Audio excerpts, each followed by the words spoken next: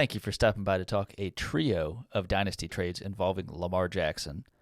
And before we get to those, please skip ahead if you want to. But I want to introduce myself. My name is Chu. You can check me out on Twitter and, of course, here on YouTube at Father Dynasty. Without further ado, let's talk about the man of the hour, Lamar Jackson. Likely MVP winner, if not, probably second in votes. I know he didn't play in the final week, week 18, but I think for the longest time I was saying it was going to be Christian McCaffrey, but I feel pretty comfortable that Lamar Jackson likely surpassed him at this point. So to end the season, 21.1 fantasy points per game. That compares pretty closely to Dak Prescott, 20.7 points per game. A couple of facts on Lamar's season. Again, possibly, if not likely, a MVP season for him, his second in his career. Second best touchdown to interception ratio.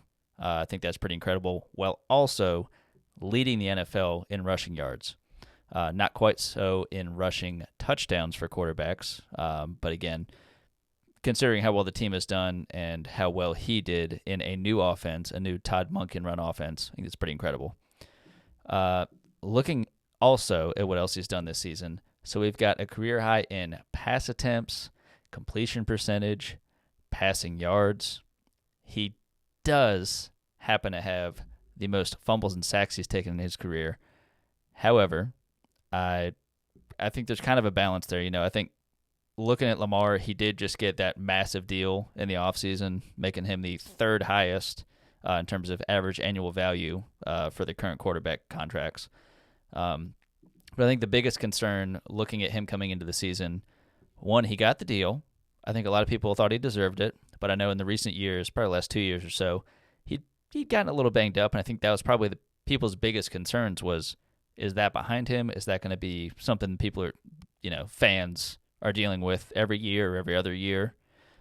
Because I think you've seen, and obviously this year's definitely shown it, when he's healthy, he's got the weapons around him now. Again, they added plenty of extra people to where it wasn't just Rashad Bateman and Devin Duvernay and Perche and all those guys. You added Odell Beckham Jr., drafted Zay Flowers. Andrews was in and out with injury. Ideally, he'll be back healthy for next season. J.K. Dobbins went down, I think, week 1. So a revolving door of, a lot of weapons in and out. But I think for this season, for the most part, he's had a lot of weapons at his disposal, more so than what I feel like he has in recent years. So hopefully that is going to be a huge boon for him. And hopefully for the Ravens' sake, I know Todd Monken has been a name thrown around in a couple of possible coaching hires with the vacancies out there now. So hopefully they get to keep him. As a Panthers fan, as you can see behind me, I wouldn't mind if the Panthers got a good offensive mind in there to help spruce up that offense and save Bryce Young's life. But we'll see how that goes. So also looking at Lamar Jackson. So on Keep Trade Cut, I like to look at this just to kind of see what the general community thinks. See him as the quarterback 5. I think it's fair. It's right behind C.J. Stroud, right ahead of Joe Burrow. I have him as QB 4 in my dynasty ranks, behind Josh Allen, Patrick Mahomes, Jalen Hurts. And you can check out all of my dynasty rankings over at goingfor2.com. I keep those updated usually once a week. And I know in the offseason, there's not really as much actionable, information to change that, but I still like to double check and make sure as things change. So jumping into the first of the 3 deals with Lamar Jackson. So 10-team start 9 half-point PPR, no tight end premium. So this one is probably the most players and most pieces of the 3. So we've got Lamar Jackson, Dontavian Wicks, and Alvin Kamara being traded for Justin Herbert, a 2026 first, 2026 second, and a 2026 fourth, for good measure. So I am a huge Justin Herbert fan, certainly when it comes to fantasy. And I know, there's been so much change around him ever since he came in as a rookie. He's going to be on yet another coach coming in. We'll see what happens with the rest of the staff with a new coach coming in. Do they just clean house? I would think they would, but I don't know. But regardless, he's done well. Again, I know if you compare his situation to a lot of other quarterbacks, especially the younger ones, he's traditionally been surrounded by some pretty good weapons. I think a lot of quarterbacks have struggled with poor offensive line play, maybe a scheme that doesn't match with their skill set, and certainly not getting enough weaponry around them and just hoping they have to play hero ball and win it in spite of a lack of weapons. I'm not a big Quentin Johnston fan, but I think it's hard to argue that he doesn't have a good set of weapons around him now and hasn't for the entirety of his career to this point. But both of these guys, Lamar Jackson and Justin Herbert, they have their deals, their first deal after the rookie deal, and they're set, they're locked in. If you pepper in the first, second, and fourth, that's nice, but all of that is not until 2026. So that's pretty funny. And looking at the other side, the Lamar Jackson, Dontavian Wicks, Alvin Kamara. Kamara's not doing too bad. He, of course, started the season a little bit later, as he would have planned. But entering, I think next year will be his age 29 season, and he is still under contract, of course. They don't have an out, I think, until after the 2024 season. It might not be till the 2025 season. But how he's running, how they're using him, again, there might still be some coaching changes up in the air in New Orleans with Dennis Allen, but we'll see about that. But Alvin Kamara has been certainly does not seem like he's lost a step, whether it be on the ground or through the air. And Dontavian Wicks he's an exciting receiver in Green Bay. It's very interesting kind of how we view that Green Bay Packers offense a bit differently now. For the longest time it was, of course Rodgers, but, two solid backs in Aaron Jones and A.J. Dillon. And, throughout the years it was them using a couple of picks. We thought it was going to be Romeo Doubs was going to be the guy. He's done okay, but then you see someone like Jaden Reed step up, do incredibly well, especially with the absence of Christian Watson, which has allowed Dontavian Wicks to step up and be that alpha X receiver. So, again, I think Wicks and Reed together are pretty interesting pieces. Watson, I really don't know, but overall, I mean, he's an interesting ad, especially going into the offseason, seeing how he does and leading into his second year. But I'm taking the Lamar Jackson side.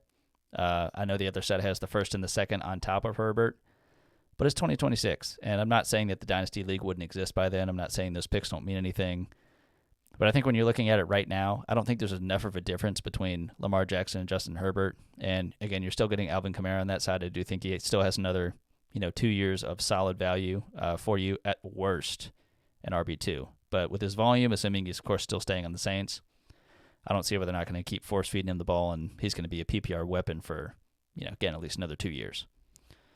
So jumping over to deal number 2, this one's a little bit shorter, a little bit cleaner. So 12 teams, start 10, full PPR, half-point tight end premium. That won't matter because no tight ends are involved here.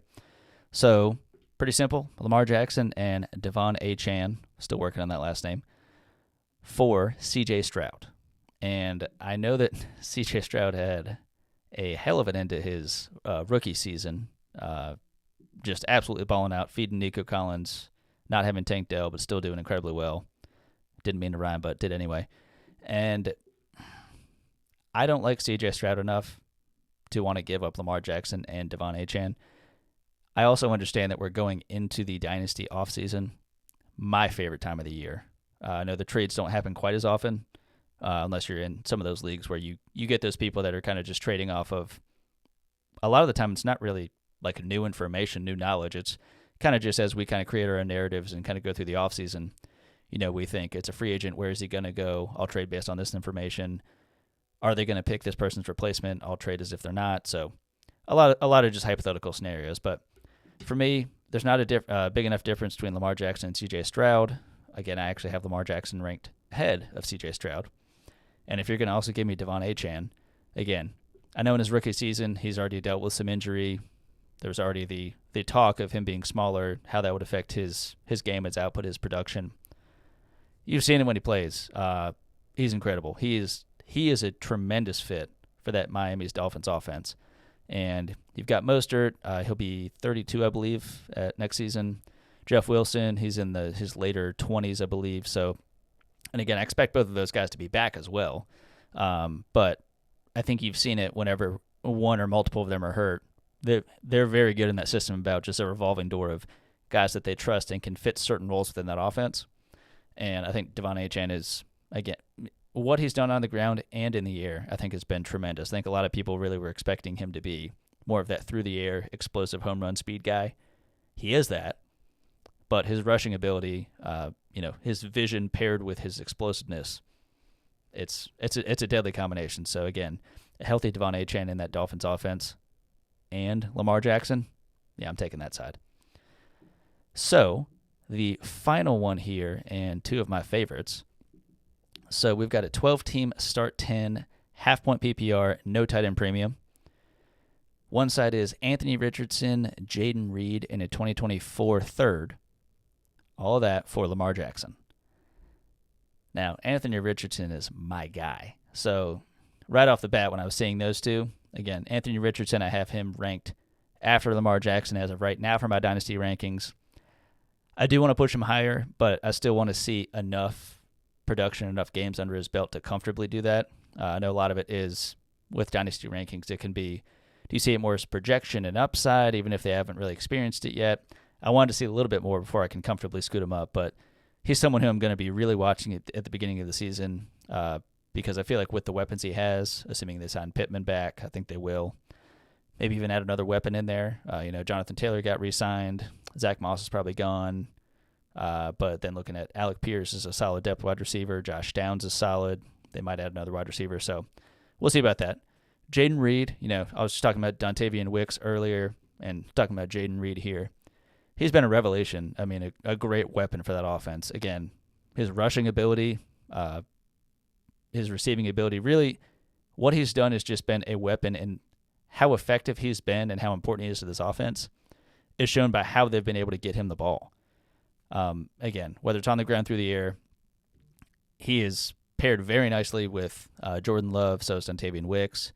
Watson when he's healthy, but again, I don't think Watson gets phased out. I think it's just they kind of find that perfect balance, assuming everyone's healthy all at the same time, which they haven't had a tremendous amount of throughout the season. But if I'm being honest, I mean, I would do this deal if it was just Anthony Richardson and Jaden Reed for Lamar Jackson. I would take the Anthony Richardson side. If you give me a third, I'll take a third.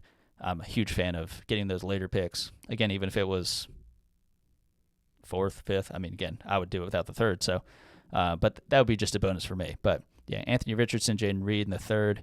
I like the upside overall. I think Jaden Reed's going to be the main guy there, if not a 1B in Green Bay. And Anthony Richardson just oozing with upside. Cannot wait to see what he does next year.